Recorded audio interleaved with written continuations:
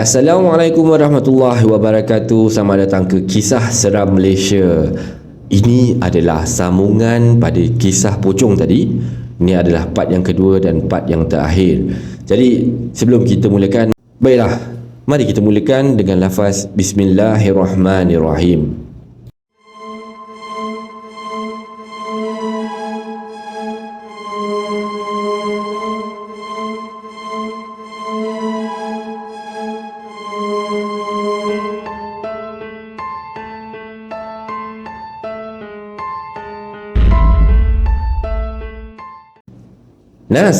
Nas, oh Nas, bangun solat subuh Nas. Kamu menghadap benda Allah tu sampai tertidur. Solat isyak semalam solat tak? Bangun cepat dah. Dan habis waktu dah ni. Seperti biasa, Opah mulakan rutin hariannya membebel kepadaku. Sebenarnya bukanlah membebel sebab aku dah terbiasa dah. Aku pun tidaklah memberontak ataupun tidak suka. Cuma aku tak tahu nak guna istilah apa selain membebel. Biasalah kan, nenek-nenek macam tu. Solatlah Opah juga pesan, sesibuk macam mana pun kita jangan pernah tinggal solat. Nak buat kerja ni selepas solat isyak. Bagus. Tapi pesanan lain Nas lupa. Pesanan apa Opah? Pesanan dia solat di awal waktu lah.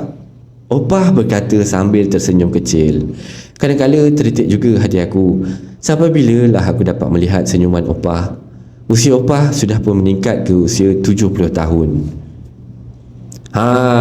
Tu berangan apa pula lah tu. Dah solat cepat. Yelah. Baiklah Opahku, kesayangan Nas dunia akhirat. Aku bangkit dari sofa dan menuju ke bilik air. Sempat lagi aku menghadiahkan satu kecupan ke pipi Opah. Opah bagaikan seorang ibu dan ayah kepada aku. Sebelum Opah lupa, Tok Aki suruh Nas jumpa dia tau. Kamu pun Opah nampak macam tak sihat sejak beberapa hari tu. Alang-alang tu boleh minta tolong Tok Aki tengokkan keadaan kamu. Baik. Nanti Nas jumpa Tok Aki Opah ya. Ya, dugaan sikit kali ni untuk aku habiskan penulisan cerita aku. Entah kenapa aku kerap demam dan kerap sakit-sakit badan.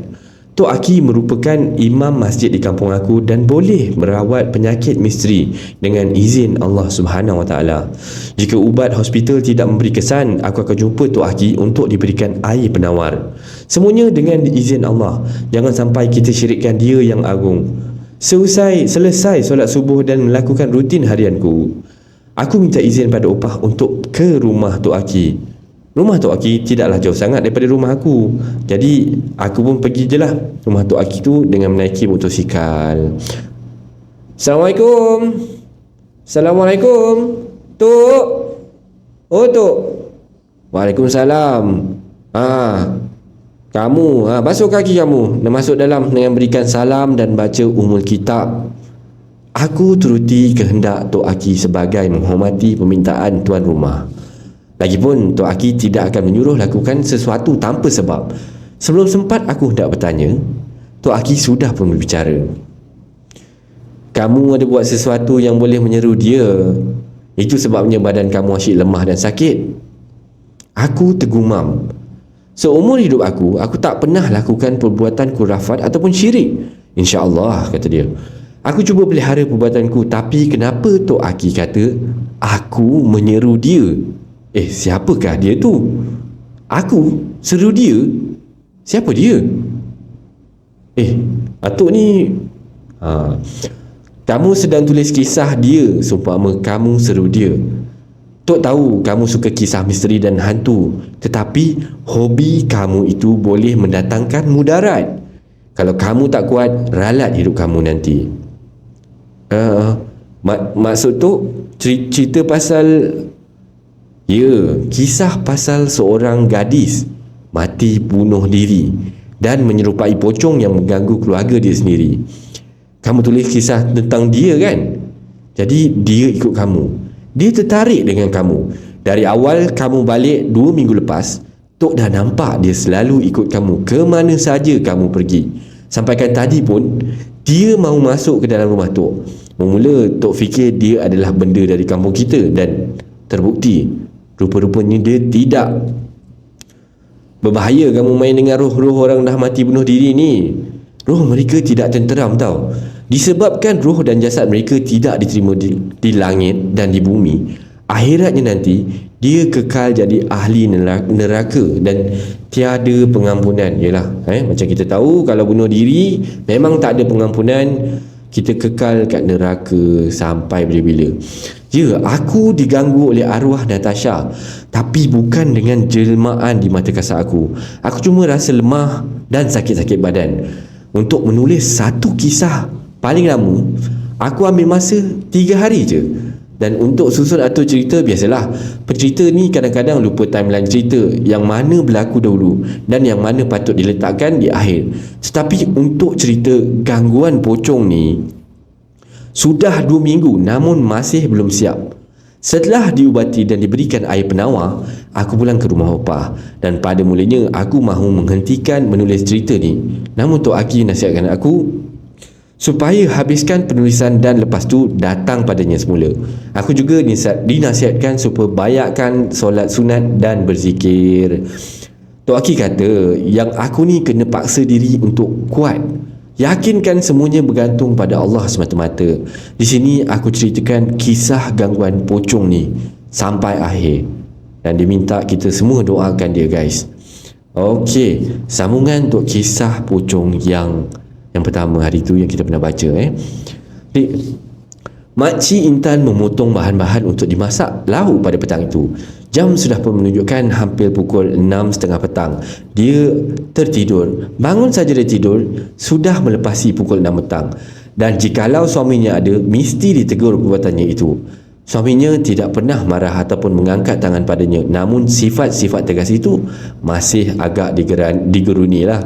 Dia menyuruh anak-anaknya turun makan pada pukul 7.30. Biarlah dia melanggar peraturan rumah itu. Dia juga sudah tidak semangat hidup tanpa suami dan kehilangan seorang anak.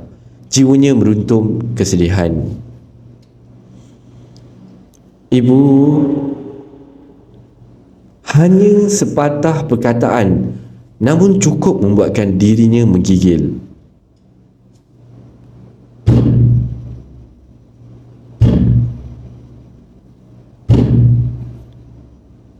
Bunyi loncatan itu kedengaran jelas di belakangnya.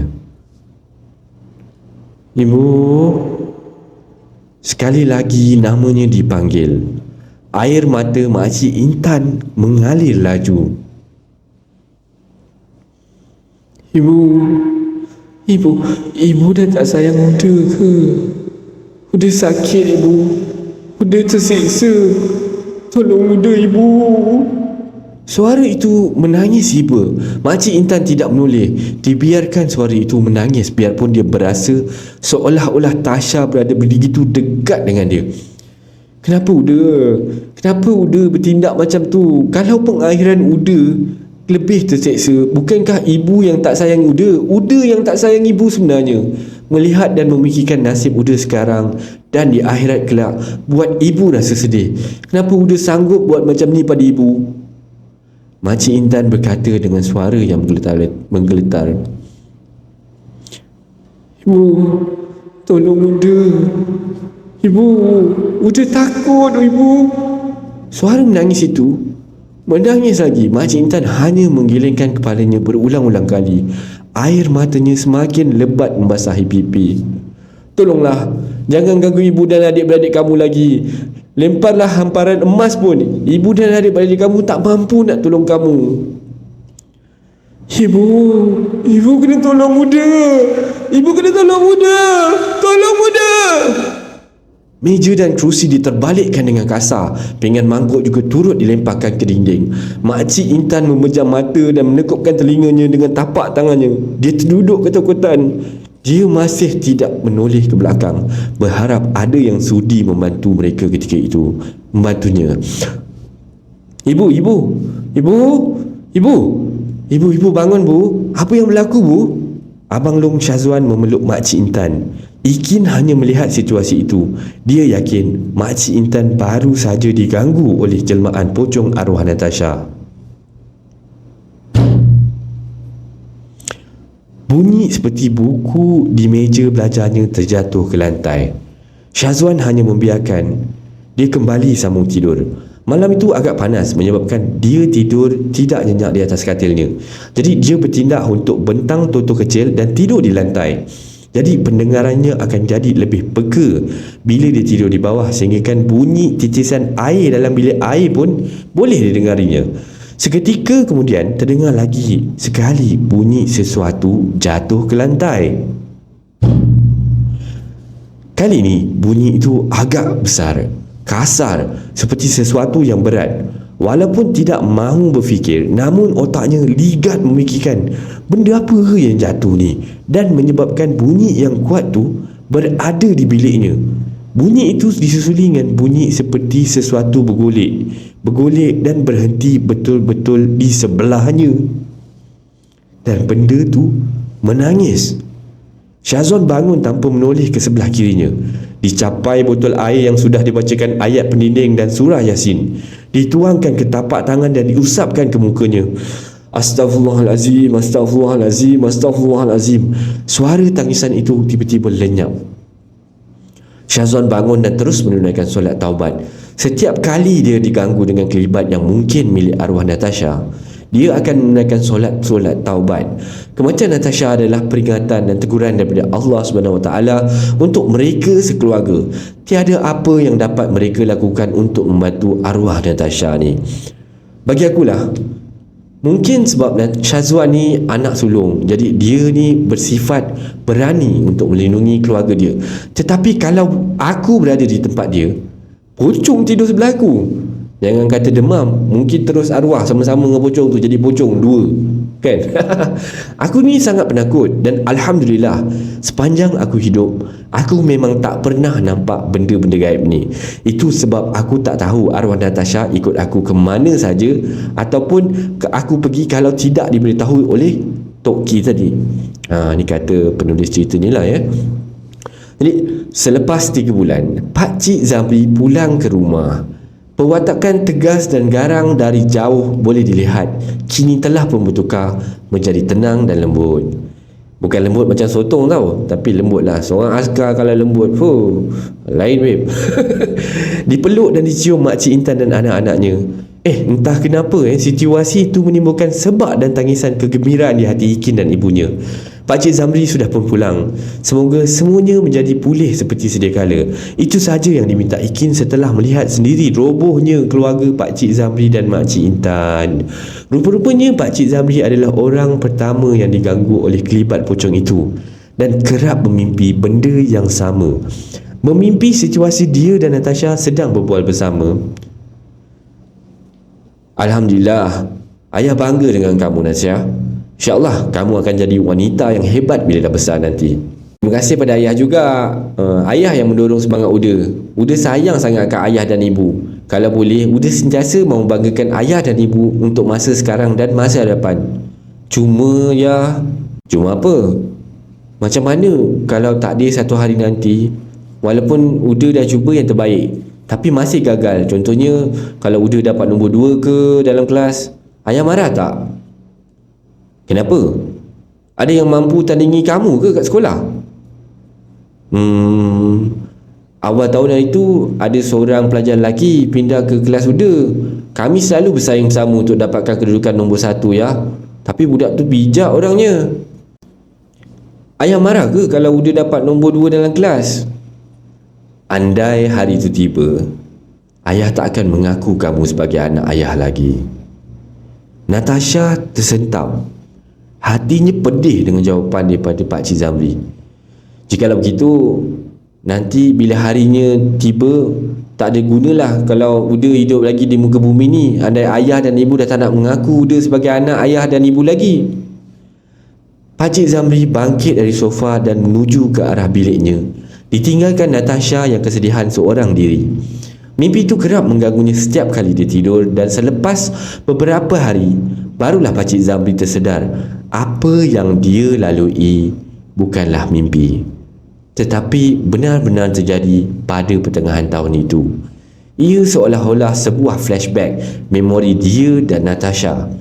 3 hari selepas penguburan Natasha, Pakcik Zamri menetap di tepi kubur Natasha. Pagi, petang dan malam dia mengalunkan ayat-ayat Al-Quran di depan kubur Natasha, berharap agar anaknya tidak terseksa dan diberikan pengampunan. Akalnya tidak mampu berfikir waras lagi. Dia menyesal sehingga terasa sesak di dadanya setiap kali dia terkenangkan anaknya itu. Sehinggalah anak Tok Bilal masjid menegurnya dan membawanya pulang ke rumah. Pakcik Zamri merayu untuk mengikuti anak Tok Bilal masjid, namanya Wan untuk sementara waktu. Dia mahu tenangkan fikiran biarpun terpaksa tinggalkan anak dan isterinya. Dan selepas 3 bulan, Pakcik Zamri memulakan azam baru dan niat yang baru. Dia mahu seluruh keluarganya mendekatkan diri kepada Allah SWT, Tuhan sekalian alam. Dia tidak mahu apa yang terjadi pada Natasha merenggut nasib anak-anaknya yang lain. Untuk Natasha pula, tiada apa yang mampu mereka lakukan dan kesalahan itu akan terus menghantui Pakcik Zamri sekeluarga selama-lamanya. Baiklah, habis dah kisah gangguan pocong ini. Pendapat aku, silapnya arwah Natasha sebab terlalu hormat dan sayangkan ayahnya, hinggakan dia lupa Allah lah yang sepatutnya ditempatkan teratas sekali dalam hidup kita. Tapi kita tidak berhak untuk berkata buruk mengenai arwah ya. Mau doakan untuk arwah pun aku tidak tahu hukumnya boleh atau tidak. Cuma yang pasti, jadikan kisah ini pengajaran. Kita tidak tahu apa nasib kita di masa akan datang. Tiada siapa pun yang tahu kecuali Sang Pencipta, iaitu Allah SWT. Baiklah, berakhirlah kisah seram pocong ni. Jadi anda rasa enjoy tak? Okey tak cerita ni? Akhir kata daripada saya kan, stres memang stres. Kadang-kadang hidup ni memang macam tu bro. Mana ada hidup yang tak stres. Lagi nama hidup, ujian tu akan sentiasa ada selagi mana kita ni hidup. Jadi nak buat macam mana? Layan je lah kan. Kerja memang tetap kena kerja, pergi kerja, balik kerja tu biasalah. Masalah kat rumah tu biasa.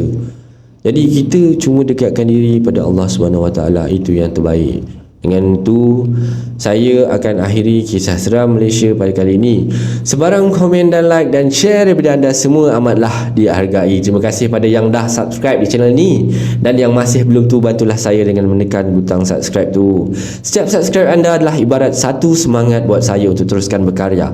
Bantulah saya untuk membuat banyak video-video yang menarik dan baik maafkan saya untuk anda semua tonton, insya-Allah. Terima kasih banyak. Saya akhiri kisah seram Malaysia untuk kali ini dengan lafaz Assalamualaikum warahmatullahi wabarakatuh.